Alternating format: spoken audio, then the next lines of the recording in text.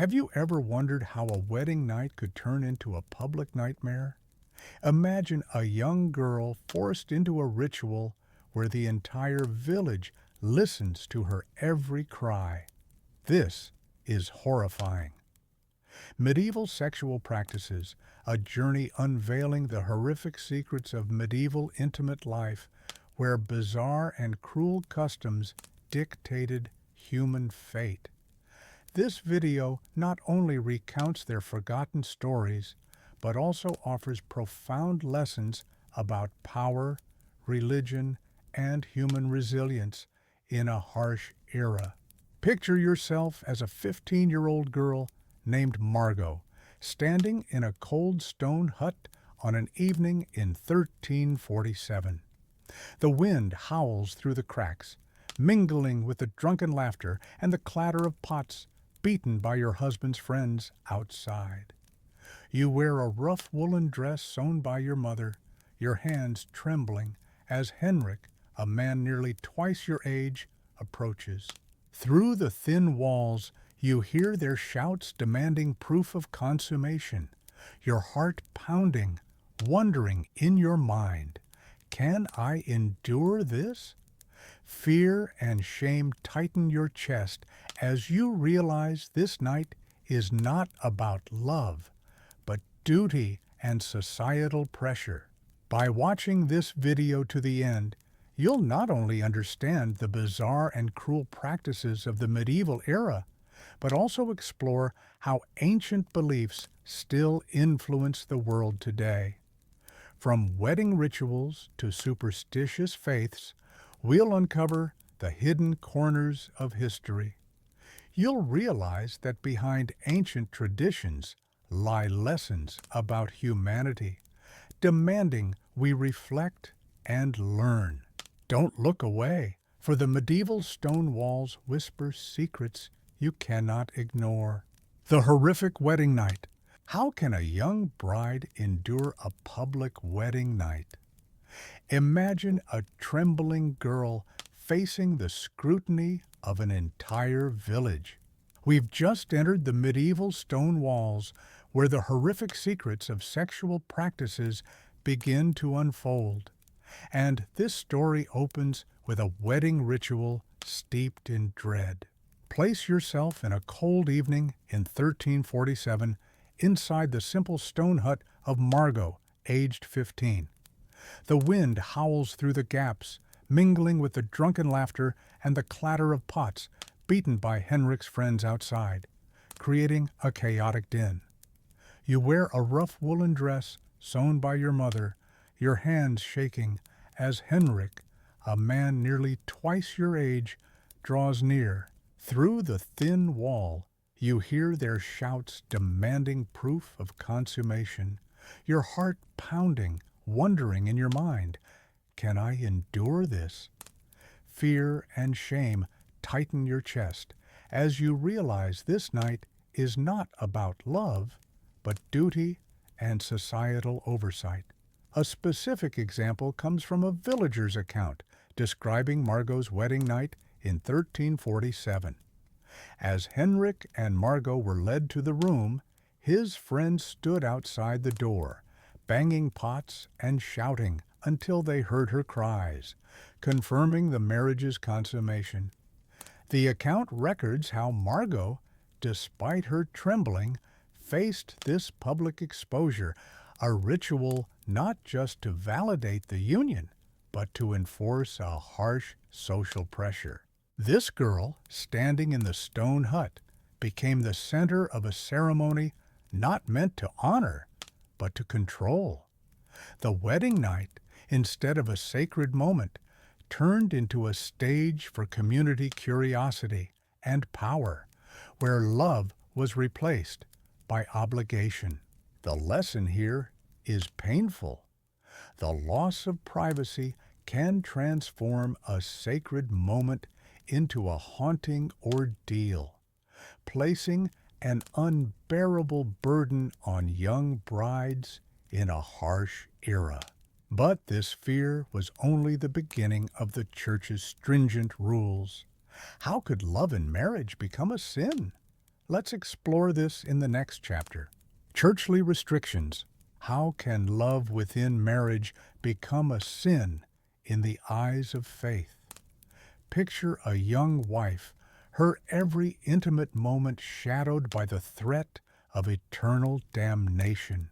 We've just endured the horrific wedding night that stripped Margot of privacy, where societal pressure dictated her fate. But the Church's stringent rules cast an even darker shadow over medieval intimacy. Imagine a dimly lit village chapel in 1265, the air thick with the scent of incense and the murmur of a congregation, the stained glass windows casting colored light on stone pews. You, Margot, now a married woman, sit trembling as the village priest recites Thomas Aquinas' teachings from the Summa Theologica, declaring that excessive pleasure with Henrik could brand you an adulterer in God's eyes. The rules are rigid: sex only on permitted days, in the missionary position, avoiding menstruation or pregnancy. The weight of eternal judgment presses on you, your heart racing as you wonder, can I please my husband without risking my soul? The sacred space, meant for solace, becomes a prison of guilt and fear.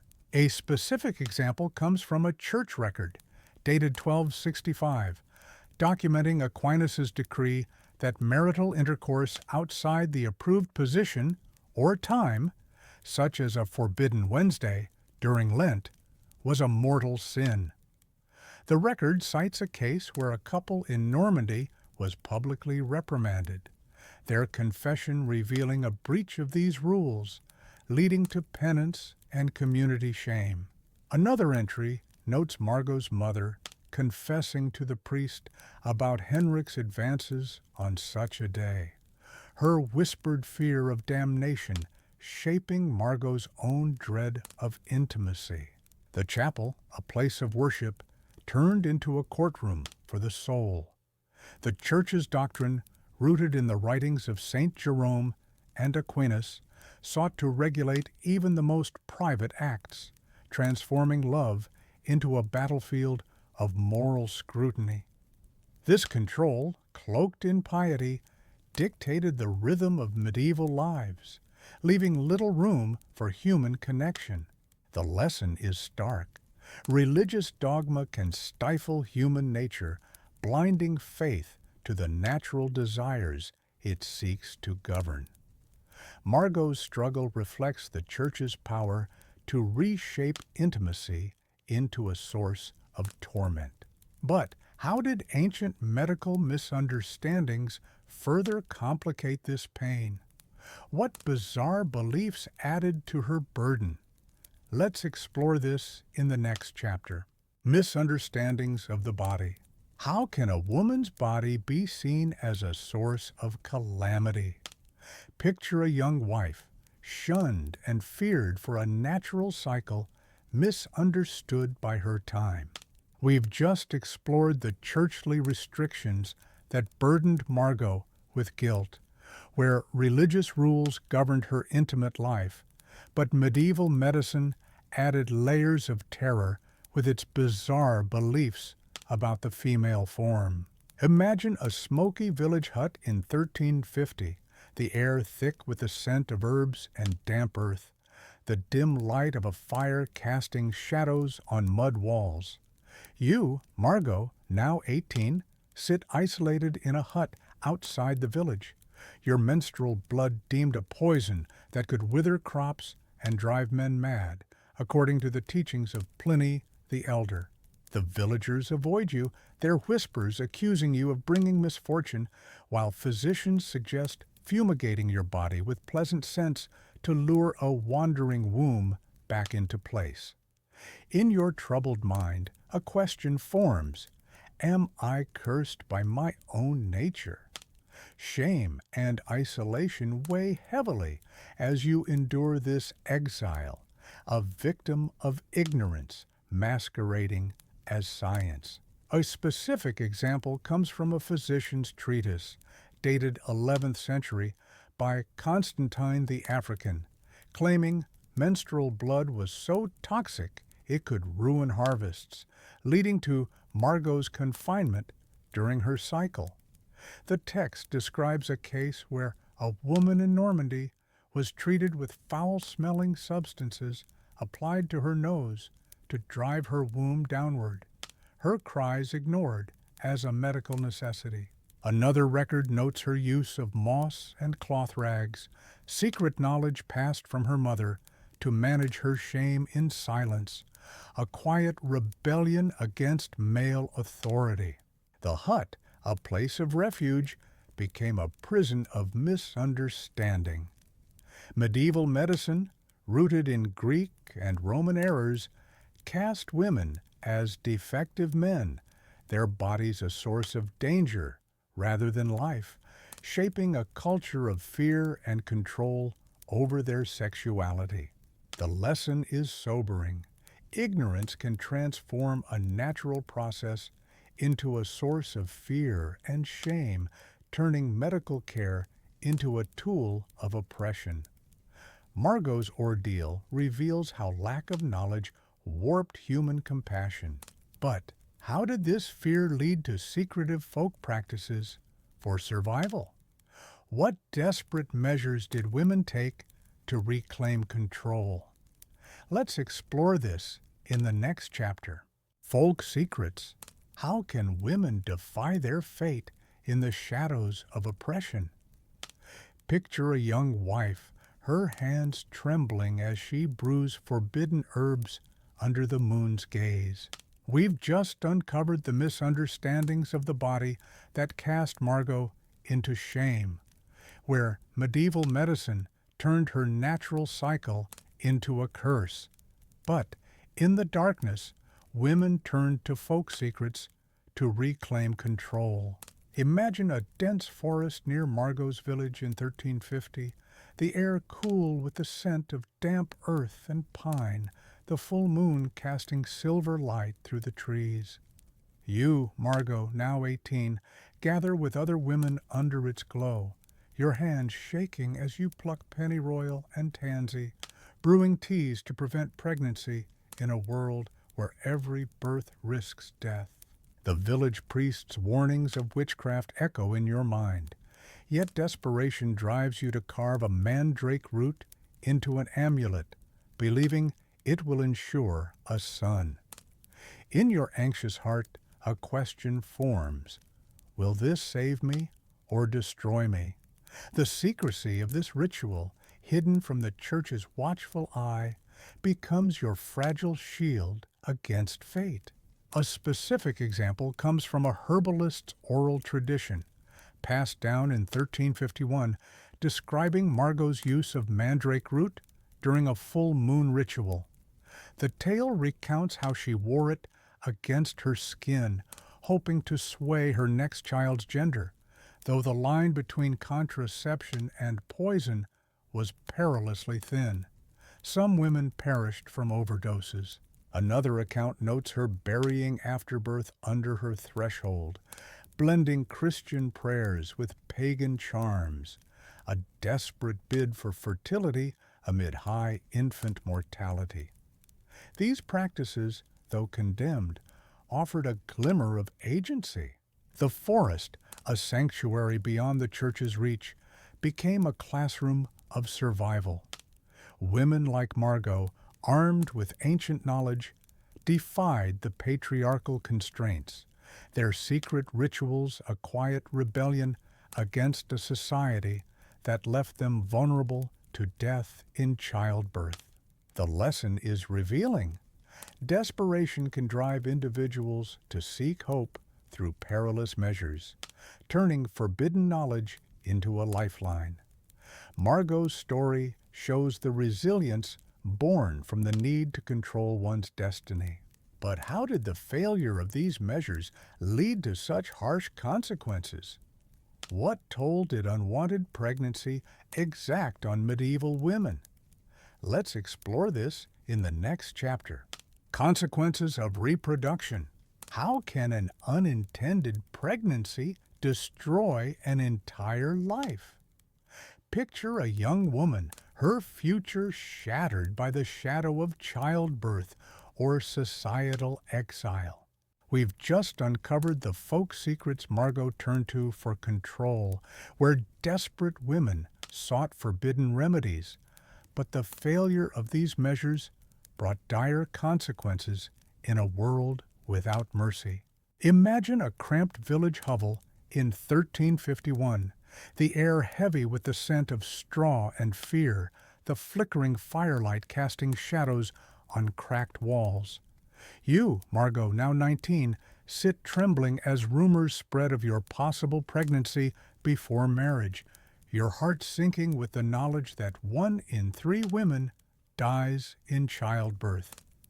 The village elders glare, their whispers threatening exile or worse, while your failed attempt at contraception with tansy tea leaves you vulnerable.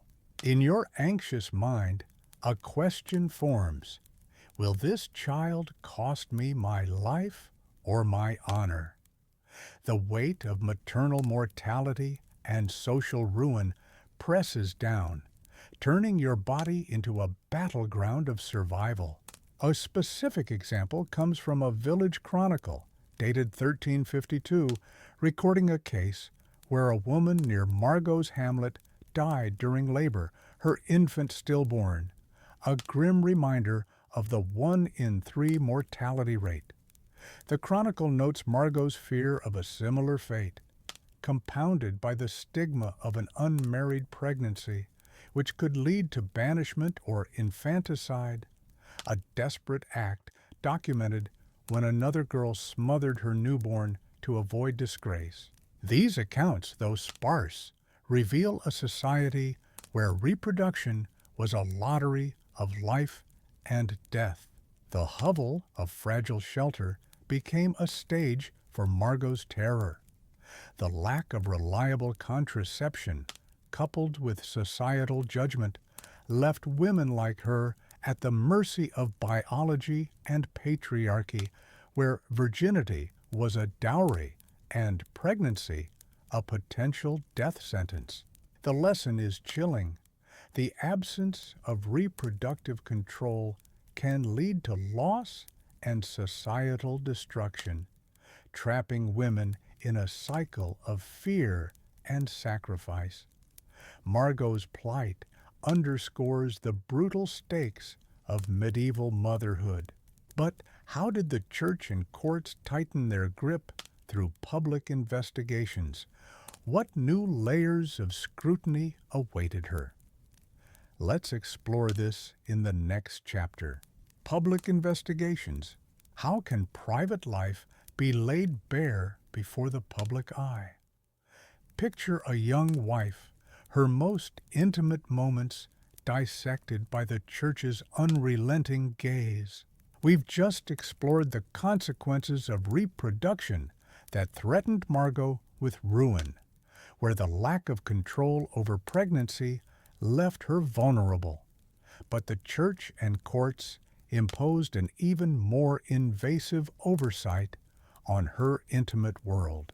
Imagine a stark village church in 1348, the air heavy with the scent of incense and the tension of gathered onlookers, the wooden benches creaking under the weight of judgment. You, Margot, now 19, stand before a church court, your hands trembling as priests question you about your wedding night with Henrik, their voices cold and probing. Neighbors peer through the open doors, whispering about what they heard, while the court demands details to confirm consummation. In your humiliated mind, a question forms. Will my secrets ever be mine again? The sacred space, meant for solace, becomes a stage for public exposure, stripping away your dignity. A specific example comes from a church tribunal record dated 1348, detailing Margot's interrogation.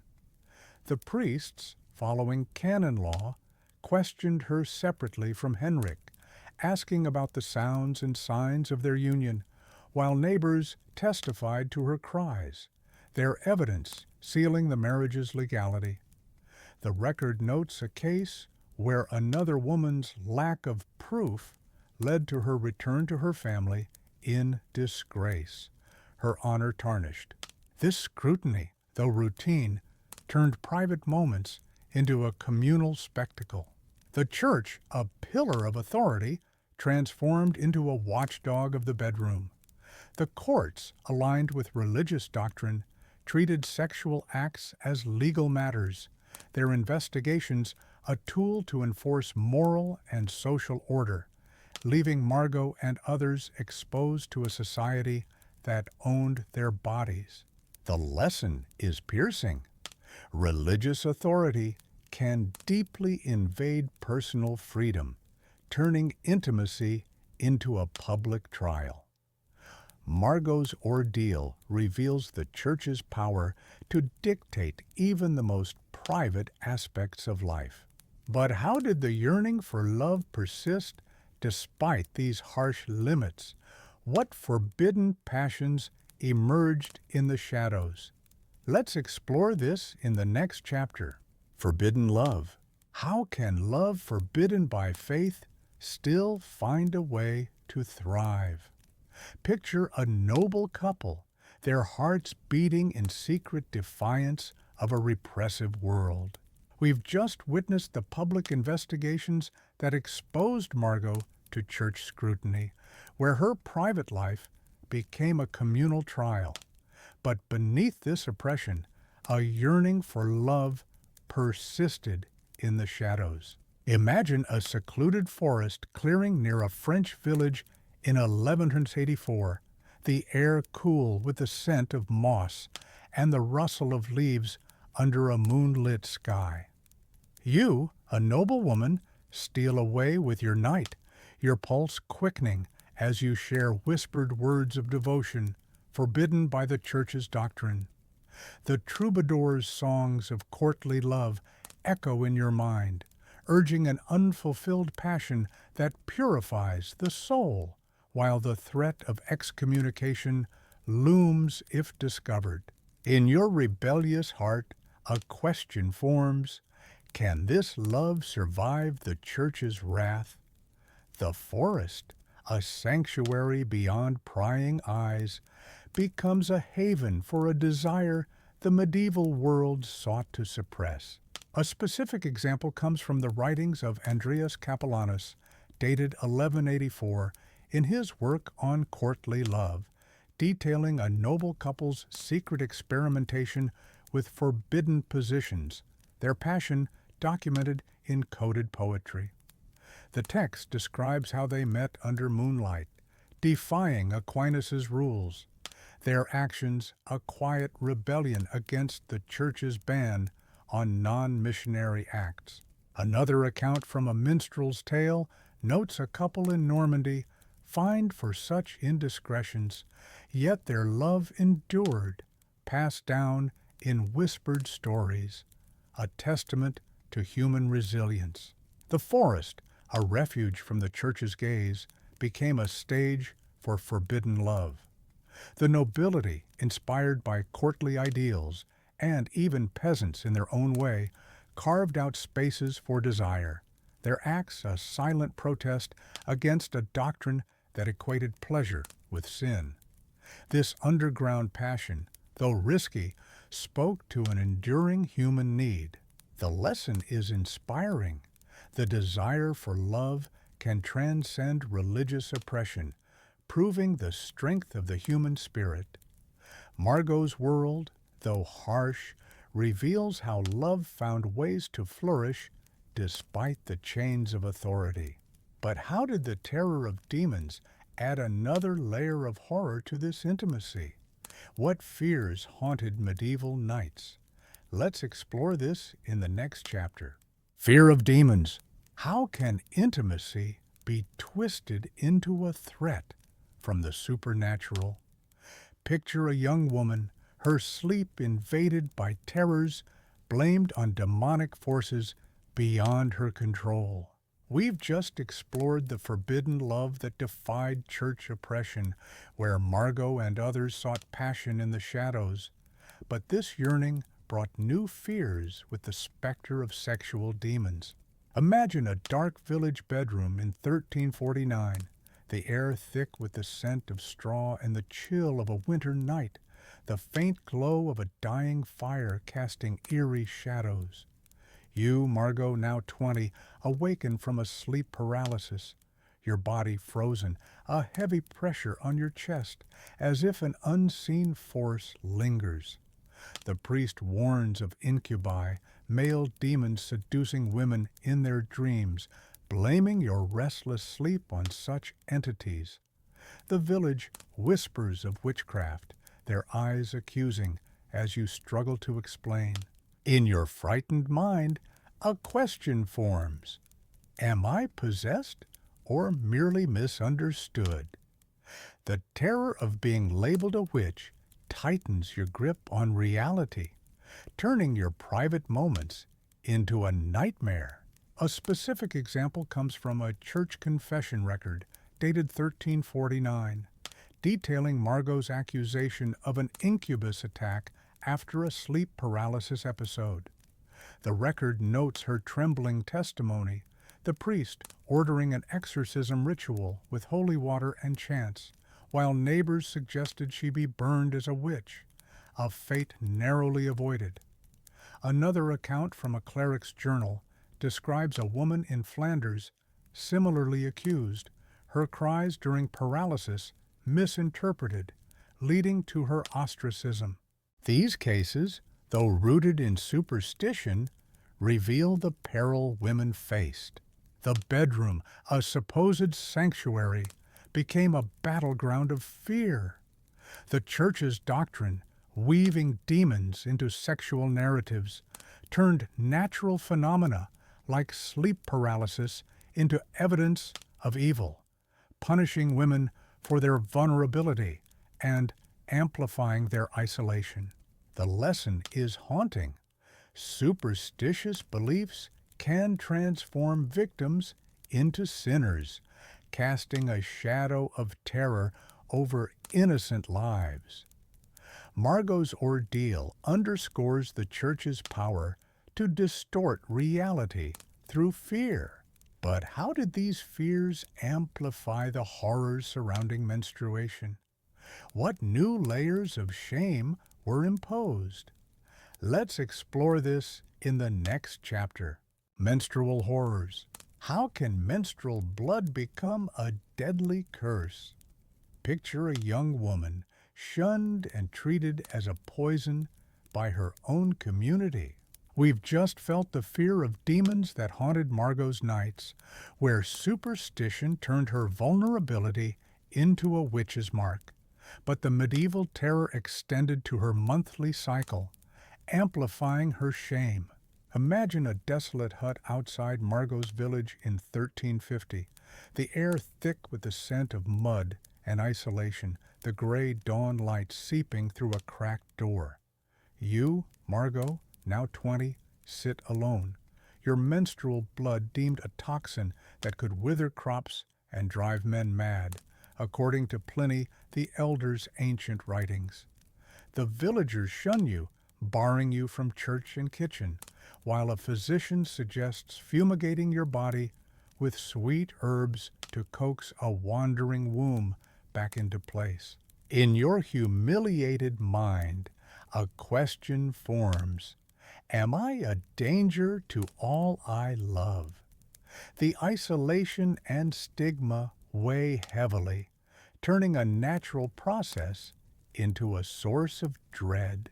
A specific example comes from a village elder's log, dated 1350, recording Margot's confinement during her cycle, her hut marked as forbidden ground, her presence blamed for a failed harvest. The log details a treatment where foul-smelling substances were applied to her nose to drive the womb downward, her discomfort ignored as medical wisdom. Another account notes her secret use of moss and cloth rags, a quiet act of defiance learned from her mother to manage her shame away from prying eyes. These practices, though rooted in fear, reveal the depth of medieval ignorance. The hut, a place of exile, became a prison of misconception. The church and physicians, drawing from Roman naturalists like Pliny, cast menstruation as a divine punishment, isolating women and subjecting them to bizarre remedies, their humanity reduced to a biological threat. The lesson is sobering. Medical ignorance can transform a natural phenomenon into a source of stigma, turning care into a mechanism of exclusion. Margot's experience exposes the medieval failure to understand the female body. But how did these marriage rituals push the pressures of sexuality to their peak? What final customs sealed her fate? Let's explore this in the next chapter. Marriage rituals. What pains do marriage rituals conceal beneath their ancient traditions? Picture the stone walls of a medieval hut, echoing with the weight of a young bride's sacrifice. We've just endured the menstrual horrors that isolated Margot, where her natural cycle became a source of terror. But the marriage rituals of her time sealed her fate with customs that demand reflection. Step into the dim interior of Margot's stone hut in 1347, the air heavy with the scent of damp straw and the tension of a wedding night. The current date of July 25th, 2025, a distant echo from this past. The walls, weathered by time, once witnessed her trembling as Henrik's friends banged pots outside, awaiting proof of consummation. A village elder's account from 1347 describes the ritual. Margot, 15, displayed bloodied sheets to the crowd, some stained with chicken blood to fake her virginity, her honor traded like currency. Modern historians, revisiting this in 2023, note the practice's role in enforcing patriarchal control, a custom buried beneath the romantic veneer of medieval lore. A specific example comes from a local chronicle recording Margot's wedding night, where the absence of natural blood led her to secretly prick her finger, the ruse accepted by the drunken onlookers. The chronicle details another case where a bride's failure to provide proof resulted in her family's disgrace. Her life altered forever. These rituals, though rooted in survival, highlight a society where dignity was sacrificed for lineage, a truth obscured by the passage of centuries. The hut, a stage for Margot's ordeal, became a symbol of medieval marriage's harsh reality. These rituals, blending tradition with terror, reflect a culture that valued honor over humanity, their echoes resonating in the stones that still stand today. The lesson is enduring. History must revisit these rituals to safeguard human dignity in the future, learning from the past to prevent the commodification of personal lives. Margot's story urges us to see beyond tradition's facade to the pain it concealed.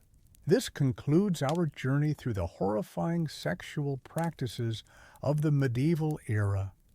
The echoes of those stone walls call us to honor the resilience of women like Margot, whose lives were shaped by ancient customs, and to ensure their suffering inspires a future of compassion. Let their voices guide us to uncover and protect the truths history has buried.